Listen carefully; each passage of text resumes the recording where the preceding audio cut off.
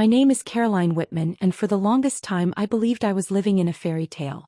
At 38, I was a published author, residing in a charming brownstone apartment in Manhattan with my husband, Mark. He was a financial consultant whose voice had the uncanny ability to dissolve my stress in seconds. He said my name softly, slowly, like a promise, every morning, starting with a gentle kiss on my forehead and a cup of coffee just how I liked it. Every evening he'd whisper, "You are my world," and I believed him wholeheartedly. That is, until one night everything changed. It was nearing midnight when I woke up to find the bed empty. At first I thought Mark had gone downstairs for a snack or to check on something. I rolled over, planning to drift back to sleep. But then I heard it, his voice. Coming from his home office. Low, serious, calculated. "She still doesn't suspect a thing," he said. I froze. My breath hitched.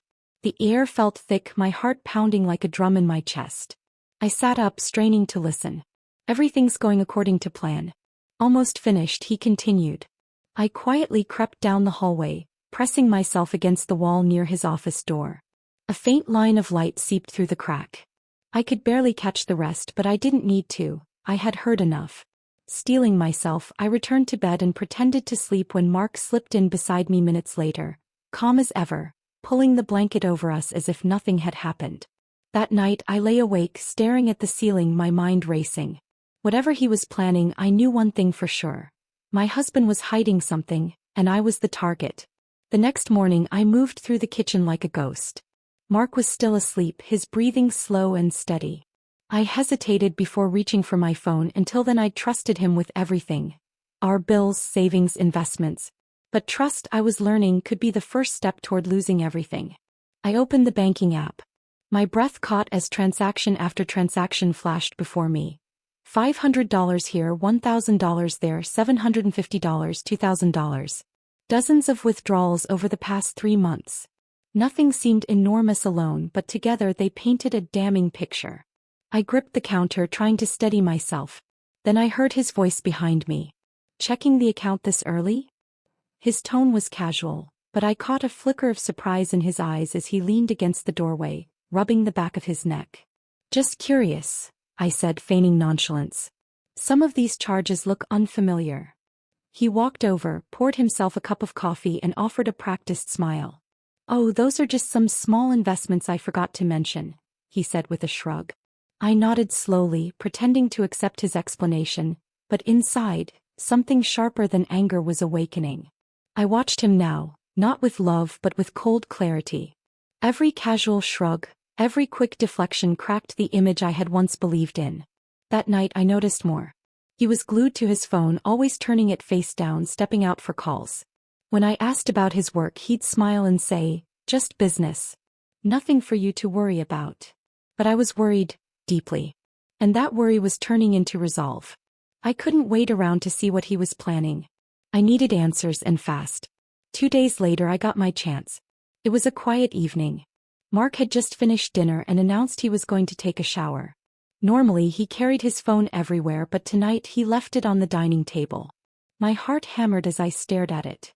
I counted 30 seconds, then a minute. I heard the water upstairs and I reached for his phone. It was unlocked. My fingers trembled as I scrolled through recent messages. Most were harmless work-related reminders, casual chats. But one thread stood out. No contact name, just a number. The latest message read, "Send her the Ilium files. Just make sure she stays in the dark." Almost done. I froze. The words echoed in my mind. Ilium files. And make sure she stays in the dark. Who was her? Was it me? Was he planning to send me something and keep me in the shadows? My stomach churned. Carefully I placed the phone back where I found it, trying not to disturb anything. Then I headed to the kitchen, splashed cold water on my face and took a deep breath. The shower was still running. I had minutes, but my mind refused to slow down. Mark wasn't just lying, he wasn't just cheating, he was planning something big, and I was the target. Later, when he came to bed, he kissed my forehead softly. "You okay?" he asked. I nodded, offering a faint smile. Inside I was screaming. He had no idea I'd seen the message. He still believed I was in the dark. That was his mistake, and I intended to use it. The next morning, as soon as Mark left for work, I called Anna. Anna Prescott wasn't just my best friend from college. She was a brilliant estate attorney. We'd reconnected last summer over coffee, but I never thought I'd meet her like this. When she answered, I didn't waste a second. My voice shook as I told her everything.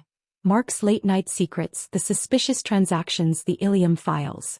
She listened quietly, then asked one question. How much money are we talking about? Close to 500 million, I whispered. There was a pause. Then her voice was firm and clear. Caroline, we need to move your assets now. My knees buckled and I sat down hard. Are you sure? I asked. Yes. If you wait, he'll make his next move. We'll create a trust in your name, legally protected. He won't be able to touch a dime.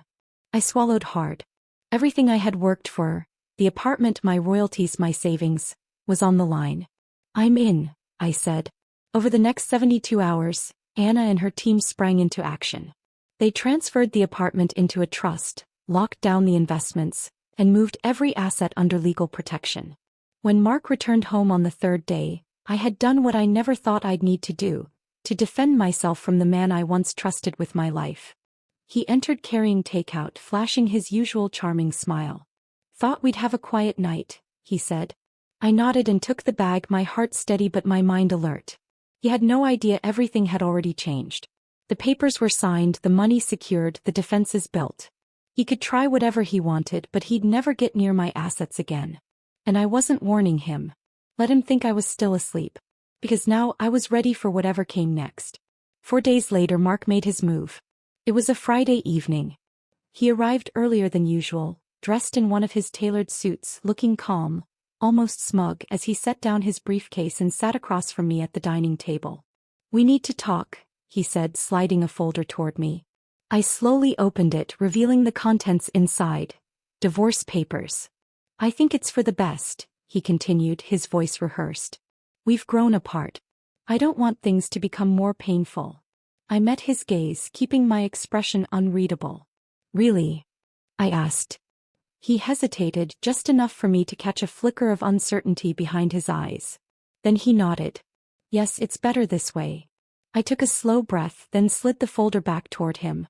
Before we go any further, I said, voice calm and deliberate, there's something you should know. His brows furrowed. What? I leaned forward slightly. I've already moved everything. He blinked, confusion flickering across his face. What? The apartment, the accounts, the royalties, all of it? It's in a protected trust now. You can't touch it. The color drained from his face as realization sank in. You, I said calmly, my tone steady. What do you mean? He looked at me, jaw tightening, fingers curling around the edge of the folder. You can't do that. Oh, I already did, I replied, my voice unwavering. I saw him search my face for a crack, some sign of weakness, but I held firm. I wasn't giving him one. You were right about one thing, I added softly. Life is unpredictable. He pushed back from the table, slowly rising. His voice was cold and sharp as he declared, we'll see each other in court. I stood up too, a faint smile curling on my lips. Then go ahead. Try. He turned and walked out of the room, and for the first time in weeks I exhaled. Because now he knew, I wasn't the woman he could manipulate anymore. I thought the worst was behind me. I was wrong. 3 days after Mark stormed out, I began to notice strange things at work. Whispers behind closed doors, sidelong glances from colleagues who usually greeted me warmly now avoiding eye contact. It wasn't paranoia, it was too consistent. Then my assistant Rachel entered my office, her face pale, clutching a printout. I think you need to see this, she said quietly. It was a screenshot from an anonymous online forum. A post titled CFO hides funds during divorce using company money. Beneath it was a paragraph accusing an unnamed executive of embezzling funds to shield herself in a divorce, implying criminal activity. In the comments, someone had gone further. I know who it is. Caroline Whitman. Look into her. My blood ran cold. Mark, he was behind this. I could feel it in my bones. He was trying to ruin me. I whispered, he's trying to destroy me. Rachel nodded solemnly. If this gets out, it could ruin your reputation or worse, she said. I stood pacing the room, my mind racing. I'd spent years building my name, earning every step on my own merit. No shortcuts, no favors. And now one lie threatened to tear it all apart. I need to call Anna, I said, grabbing my phone. That evening I sat across from Anna Prescott in her office. I poured out everything. Mark's late-night secrets, the suspicious transactions, the online post. My voice trembled with a mixture of fear and fury. This isn't just personal anymore, I told her. He's trying to destroy me professionally. Anna leaned back, steepling her fingers. He's playing dirty, trying to push you into a settlement. He wants to scare you into giving up. I looked her straight in the eyes. I'm not backing down. She nodded, already drafting a response. First step, a cease and desist. If he pushes further, we'll sue for defamation and reputational harm. A flicker of hope sparked within me. He thought he could wear me down with lies. But he'd underestimated one thing. I wasn't afraid of the truth. And I wasn't going anywhere. Just when I believed I'd seen all of Mark's tricks, he went even lower. 3 days later, Anna called me into her office, her tone clipped and serious. He just filed a lawsuit, she said as I entered. He's accusing you of financial fraud. My stomach clenched. What? I managed to whisper. He claims you illegally moved marital assets. Accuses you of embezzling from our joint accounts, Anna explained grimly. I sank into the chair, stunned. He can't be serious. Oh, he is, Anna said, sliding a folder toward me. And he's not alone. He filed with a co-plaintiff.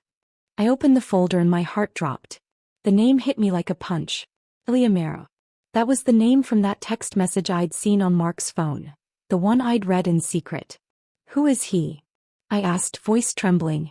Anna crossed her arms. A known fraudster. Linked to multiple cases involving forged documents. No convictions yet, but plenty of suspicion. I flipped through the documents. They were detailed. Fake transactions, forged signatures, no legitimate paper trail connecting these fabricated claims to my accounts. These aren't mine, I said, voice rising. This is all a lie. Anna nodded. We know. But we have to prove it, and fast. My fists clenched. All the fear I'd carried turned into fiery resolve.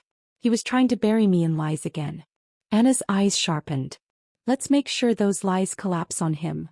She handed the files to a forensic finance expert, and for the next week we worked tirelessly. Tracing digital footprints, verifying every transaction, gathering real records. I barely slept, but I refused to stop. This was about my integrity, my reputation, and what was rightfully mine. By the end of the week we had the evidence. The fake documents linked to Ilya's firm, inconsistent dates, signatures that didn't match, no legitimate trail tying these fictitious transactions to my accounts. Mark had thrown everything at me, but the truth was on my side, and it was stronger. A month later we stood in court. Anna was composed, sharp as ever. I sat beside her, dressed in navy, shoulders back, steady. Across the room Mark looked like a shadow of himself, tense, agitated, unprepared. The judge reviewed the case, our evidence airtight. Ilya Mero never appeared. When the verdict was announced I closed my eyes, not out of relief but finality. Mark's claims were dismissed. He was denied access to my trust. His defamation backfired. Instead of winning, he was ordered to pay my legal fees. Afterward he approached me in the hallway, voice low. You didn't have to do this, he said. I looked him straight in the eyes. No, Mark. You didn't have to do this. And then I walked away forever. In the weeks that followed I slowly picked up the pieces. I returned to writing, took long walks in Central Park, found quiet in the aftermath of chaos. I didn't celebrate, I reflected. Victory, I realized, isn't always joy. Sometimes it's peace after a storm. Sometimes it's simply the absence of fear. I learned something crucial through all of this. Trust is a gift, but control over your life is your right. No matter how loving someone seems, never hand over your power blindly. Know your worth. Protect your future. Be prepared to act before it's too late. And if someone tries to break you with betrayal, stand tall. Let the truth speak louder than revenge. If you've listened this far, thank you. And if this story resonated with you, share it, like it, comment. Remind others they're not alone. Because strength isn't just surviving the storm, it's learning to own the sky afterward.